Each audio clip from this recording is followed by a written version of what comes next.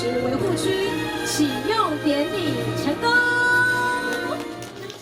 维护空气品质，守护市民的健康。市府自110年起，依序推动空品维护区，优先针对基美博物馆、台南都会公园、安平香港等区域，发设为第一、第二期空品维护区。现在更甲成功大厦合作推动，将各校区以及医学院、附属病院总共86万平方公尺的区域，划设为台南市第3期空品维护区，并伫学校内出口架设车牌辨识系统，向无符合管制规定的车辆寄出排烟检测通知，提醒车主赶紧去检验，避免受罚。感谢咱城大愿意咱伫咱即个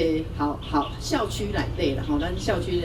这个范围内底，跟咱很多涉及到的学生啊，还有医院啊，医护人员等等这一些的事先的沟通，才可以让我们第3期的空气维护品质的专区成就这个全台最大范围的管制面积。那这个管制面积，刚才司仪也有特别做过介绍，我们用车辨系统，这个也是成大特别在这个我们车牌上面检视的，所以它里边好估量，里来咱的管制范围里面，我们透过车牌的辨识，会比过去人工的方式路边拦检来得更为便捷，然后也可以提醒我们的车主要去做定检，然后去做排烟的这个检测标章的贴放，所以我们透过这些的作为，都可以让我们的空气品质可以更为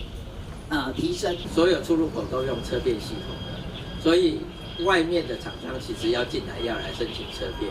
我们就会车辨的时候，我们就会给他说明说，我们你需要排烟检测合格才可以进来。那学生的机车，进到我们的机车停车场，他也要来申请停车证。那我们也是会，总务处也会告诉他们说，我们明年的11月1号开始会实施这个排烟检测合格才能进来。那你必须要在这个之前都要去做定检，每年都要做定检才能够进入我们的